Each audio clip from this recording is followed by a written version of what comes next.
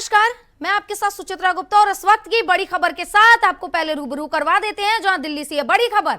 लोकसभा में वक्फ संशोधन बिल पेश। जेपीसी में बिल पर व्यापक चर्चा हुई। किरण रिजिजू ने ऐसा लोकसभा में कहा है, विरोध करना है तो तर्क के साथ करें। तो किरण रिजिजू ने साफ कर दिया है कि अगर तर्क करना है तो आप इस विरोध को करें, लेकिन तर्क के साथ। वहीं 97 लाख से अधिक सुझाव भी देखे गए हैं और बिल पर इतनी व्यापक चर्चा कभी नहीं हुई, ऐसा किरण रिजिजू ने आज सदन में साफ कर दिया है। जेपीसी में विपक्ष के लोग भी शामिल थे और समाज के हर वर्ग का सुझाव हमने लिया है। तो किरण रिजिजू ने लोकसभा में ये आज साफ कर दिया है कि अगर किसी को विरोध करना है तो तर्क के साथ वक्फ बिल यानी कि वक्फ संशोधन बिल का वो विरोध करें और नहीं तो इस बिल को पास होने दिया जाए। वहीं आज लगभग 12 बजे से ही वक्फ संशोधन बिल पर लोकसभा में चर्चा शुरू है और इसे लेकर पहले किरण रिजिजू ने कहा, अपनी पक्ष रखा, उसके बाद अखिलेश यादव ने अपना पक्ष रखा, उसके बाद बंगाल से कल्याण बनर्जी जो सांसद हैं उन्होंने अपना पक्ष रखा और तर्क दिया कि ये एक विशेष समुदाय के खिलाफ है और उनकी जमीन पर सबकी नजर है, यानी कि सरकार की नजर है। ऐसी तमाम बातें आज सदन में उठी हैं, जिसे लेकर किरण रिजिजू ने साफ कर दिया है कि जब जेपीसी की बैठक हुई थी तो उसमें तमाम विपक्ष के भी नेता और सांसद शामिल थे। उस दौरान चर्चा हो चुकी है, तो आज इस बात पर बहस करना ठीक नहीं। वहीं अगर कोई तर्क हो तभी इस बिल का विरोध किया जाए। तो आज आर पार होने वाला है वक्फ संशोधन बिल को लेकर, और ऐसा नहीं है कि संशोधन पहली बार हो रहा है, कई बार इसमें संशोधन हो चुका है और तमाम समय पर भी विरोध का सामना करना पड़ा है, लेकिन अब एक बार फिर से विरोध का सामना करना पड़ रहा है सरकार को और सदन में इसे पेश कर दिया गया है। अब देखने की बात होगी, क्योंकि 8 घंटे का समय मिला है विपक्ष को पूरी चर्चा के लिए, अपनी पक्ष रखने के लिए, अपनी बात रखने के लिए। हालांकि अखिलेश यादव ने बिल का विरोध किया, कल्याण बनर्जी ने बिल का विरोध किया, लेकिन सत्ता पक्ष की तरफ से लगातार तर्क दिया जा रहा है कि आखिर ये संशोधन क्यों जरूरी। तो लोकसभा में वक्फ संशोधन बिल पेश हो गया है और इससे पहले किरण रिजिजू ने 24 अगस्त 2024 को लोकसभा में यानी कि सदन के पटल पर यह बिल पेश किया था और उसके बाद जेपीसी के पास इसे भेज दिया गया था। और आज लोकसभा में क्या कुछ हलचल देखने को मिल रही है, किसने क्या पक्ष अपना रखा है, तमाम जानकारियों के साथ हमारे सहयोगी पुष्पेंद्र चौधरी न्यूज रूम से हमारे साथ जुड़ गए हैं। पुष्पेंद्र, आज एक बहुत बड़ा दिन होने वाला है, क्या कुछ हलचल लोकसभा से सामने आ रही है?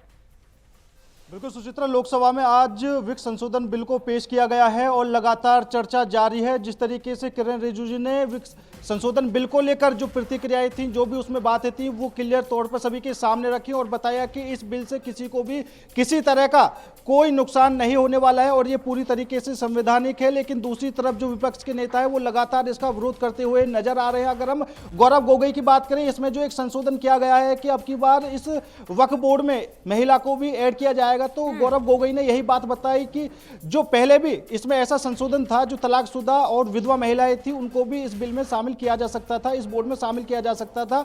सरकार इस पर एक तरह की अफवाह उड़ाने से लगी हुई है। हालांकि जो अखिलेश यादव है, जो समाजवादी पार्टी, वो पहले से ही इस बिल के विरोध में है। मुस्लिम समुदाय का एक बड़ा तबका इस बिल का समर्थन कर रहा है, तो एक तरफ इसका विरोध भी किया जा रहा है। लेकिन लोकसभा में अभी चर्चा जारी है, 8 घंटे चर्चा होनी है। विपक्ष लगातार 12 घंटे की मांग कर रहा था, लेकिन सरकार की तरफ से और किरण रिजिजू की तरफ से भी यही कहा गया कि 8 घंटे से भी ज्यादा इस पर चर्चा हो सकती है। तो आज जो तस्वीर है वो बिल्कुल साफ हो सकती है। जो समर्थन है, कितना समर्थन मिलता है इस बिल को, वो भी देखने वाली बात होगी। हालांकि जो अफवाहें काफी तरह की उठने से लगी हुई थी, उसको भी साफ तौर पर क्लियर कर दिया गया है और उसमें बताया गया कि जो पहले जो वक्फ बोर्ड था वो किसी भी संपत्ति का दावा कर दिया करता था और अगर किसी को उससे आपत्ति भी होती थी, वो भी वक्फ ट्रिब्यूनल में जाकर याचिका देता था। अगर वो मानते थे तो ही उसकी संपत्ति को वापस किया जाता था। लेकिन इसमें जो फिलहाल संशोधन किया गया, वो संशोधन यही है कि अब आप मजिस्ट्रेट या फिर हाई कोर्ट में भी जा सकते हैं इस याचिका को लेकर, क्योंकि फिलहाल की डेट में 10,000 से ज्यादा मुस्लिम संगठनों ने भी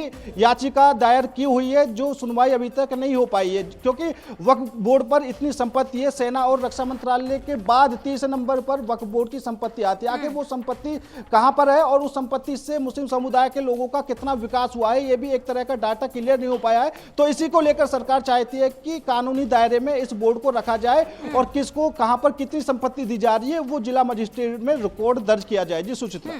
तो क्योंकि पुष्पेंद्र आपने बहुत अच्छी तरीके से विस्तार में बताया कि आखिर सरकार का क्या पक्ष है, लेकिन विपक्ष इस बात से नकार क्यों रही है? क्योंकि जब कुछ अच्छा हो रहा है, क्योंकि वक्फ बोर्ड की तरफ से हमने कई बार देखा है कि अचानक से वो सामने आते हैं और कहते हैं कि ये जमीन हमारी है, और अगर सरकार के और अगर प्रशासन के रजिस्टर हो जाएंगी वो सारी संपत्तियां, तो इस बात से दिक्कत कहां हो रही है? क्यों बार बार ये विपक्ष इसे लेकर बवाल खड़ा कर रहा है? और आज सदन में अखिलेश यादव का क्या पक्ष रहा है इसे लेकर? बिल्कुल सुचित्रा, क्योंकि जो विपक्ष बार बार एक ही बात कहने से लगा हुआ है कि किसी को अगर धर्म के नाम पर किसी का कुछ बना हुआ है तो उस पर सरकार हस्तक्षेप ना करे। लेकिन सरकार का कहना यही है कि अगर कुछ भी है तो वो कानून के दायरे में रहे, कानून के इधर उधर ना रहे। क्योंकि 1954 के बाद जिस तरीके से इस बिल में संशोधन हुए, इस बिल का गठन हुआ, उस तभी से लेकर अब तक जो भी प्रॉपर्टी वक्फ बोर्ड को दी गई उसका डाटा आखिर कहाँ पर है, कितने स्कूल हैं, कितने तालाब हैं, कितने मदरसे हैं, कितनी ईदगाह हैं, कितने कब्रिस्तान हैं, तो सब कुछ यहाँ पर सरकार की देखरेख में होना चाहिए और किसका कितना विकास हुआ है वो भी यहाँ पर सरकार की देखरेख में होना चाहिए। तो कहना यही। लेकिन अगर अखिलेश यादव की बात करें तो अखिलेश यादव तो शुरू से इस बिल के विरोध में थे और उन्होंने साफ तौर पर यह भी कहा कि हम इस बिल का विरोध करते हैं और जो मुस्लिम समुदाय के लोग हैं उसके पक्ष में ही अखिलेश यादव ने अपनी बातें कही। लेकिन दूसरी तरफ उन्होंने यह भी कहा कि बीजेपी खुद अभी तक अपना राष्ट्रीय अध्यक्ष नहीं चुनवाई है। तो जवाब में अमित शाह ने यह भी कहा कि बीजेपी एक बड़ी पार्टी है और लोकतांत्रिक तरीके से उसका चुनाव होता है तो उसमें काफी ज्यादा समय लग जाता है। लेकिन जो आपकी पार्टी है, कांग्रेस पार्टी है, 4-5 लोगों की पार्टी है, तो उन्हीं में से चयन होता है तो जल्दी हो जाता है। तो कई तरीके की बातें आज लोकसभा के अंदर देखने को मिली। लेकिन चर्चा अभी भी जारी है और चर्चा में आगे क्या कुछ निकल कर आता है वो भी देखने वाली बात होगी। कई पार्टियों के नेता लोकसभा में फिलहाल बोल चुके हैं और विपक्ष की तरफ से कल्याण बनर्जी, गौरव गोगोई जैसे बड़े नेता फिलहाल बोल रहे थे और उन्होंने भी खुलकर इस चीज का विरोध किया। कई मुद्दों पर उन्होंने साफ तौर पर बात की और समझाते हुए कहा कि जो पहले से संशोधन थे वो फिलहाल संशोधन नहीं किए जा रहे हैं। और कुछ विपक्षी दल ऐसे भी हैं जो साफ तौर पर यह भी कहते हुए नजर आ रहे हैं कि हमें इस संशोधन से कोई भी आपत्ति नहीं है, लेकिन संशोधन मुस्लिम समुदाय के हक में हो, जो फिलहाल चल रहा है उसी को देखते हुए संशोधन किए जाएं। लेकिन जहां पर बीजेपी लगातार कहने से लगी हुई है कि जो संशोधन कर रहे हैं उसमें सभी मुस्लिम समुदाय के लोगों का भला होगा, किसी की संपत्ति नहीं छीनी जाएगी और जो संपत्ति का दायरा है वो भी बढ़ेगा। क्योंकि जो संपत्ति पहले से 2009 की बात करें तो 2009 में 3 लाख एकड़ जमीन वक्फ बोर्ड के पास थी, लेकिन 2024 में वो बढ़कर 9 लाख एकड़ हो गई। हालांकि जमीन तो बढ़ी लेकिन जो उसकी आमदनी थी उसमें जरूर घाटा होता चला गया। अगर 2021 की बात करें तो 2021 में 67 करोड़ सालाना की कमाई थी, उसके बाद 2024 में घटकर 27 करोड़ होगी। तो आखिर क्यों ये आमदनी घटने से लगी हुई है, क्या वजह है सुचित्रा? ठीक है, तो जिस तरीके से पुष्पेंद्र आपने बताया कि लगातार विपक्ष इसको लेकर हंगामा कर रहा है और लोकसभा में जिस तरीके की कार्रवाई हो रही है, विपक्ष मुद्दे की बात नहीं करके इधर उधर की बात कर रहे हैं। क्योंकि हमने अखिलेश यादव को भी सुना, उन्होंने महाकुंभ का आज मुद्दा उठाया, ना कि उन्होंने वक्फ पर बात की, जबकि उन्होंने महाकुंभ का मुद्दा उठाया। वहीं कल्याण बनर्जी की बात करें तो उन्होंने भी सरकार को घेरने की कोशिश की। लेकिन विपक्ष मुद्दे की बात नहीं करके बार बार इस मामले को घुमा के क्या साबित करना चाहता है पुष्पेंद्र? क्योंकि जब कुछ अच्छी चीज देश में लागू होने वाली है, इसके पहले हमने 370 देखा, इसके पहले हमने 3 तलाक देखा, तभी भी यही बात थी कि बवाल हो जाएगा, प्रदर्शन हो जाएगा, लेकिन चीजें अच्छी हुई। अब जब कुछ अच्छे सुझाव आ रहे हैं, जब कुछ अच्छी चीजें हो रही है, इसे लेकर विपक्ष बार बार बवाल कर रहा है।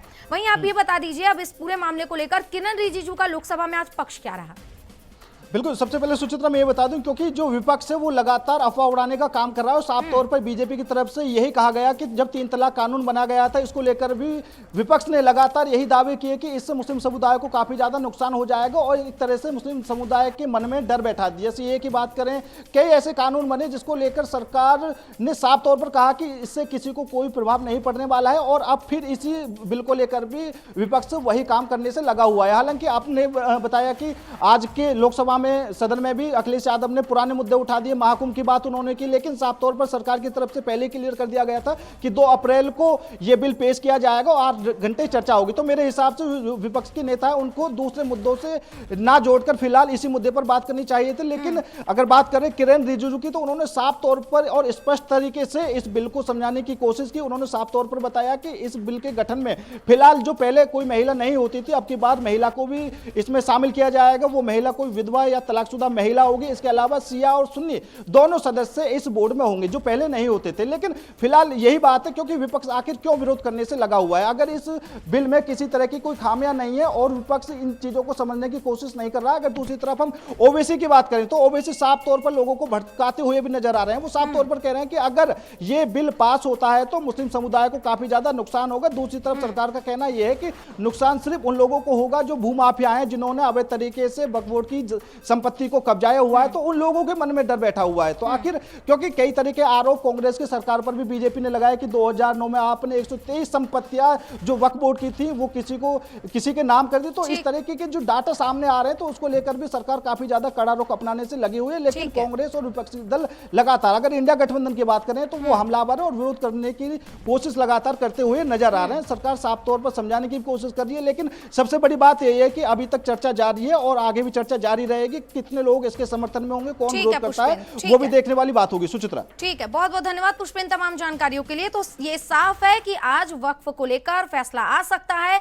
सदन में लगातार इसे लेकर चर्चा जारी है। वहीं विपक्ष बार बार टालमटोल कर रहा है, बातें घुमाने की कोशिश कर रहा है। लेकिन पक्ष यानी कि सत्ता, सरकार का एक ही कहना है कि अगर आपके पास तर्क करने की क्षमता हो, अगर आपके पास फैक्ट हो, तभी आप बिल का विरोध करें, और नहीं तो फिर इस बिल को पास होने दे। अब देखने की बात होगी कि आज शाम तक या इस पर चर्चा कब खत्म होती है और इस पर क्या फैसला आता है। इसी के साथ फिलहाल इतना ही। आप देखते रहिए इंडिया वॉइस। नमस्कार।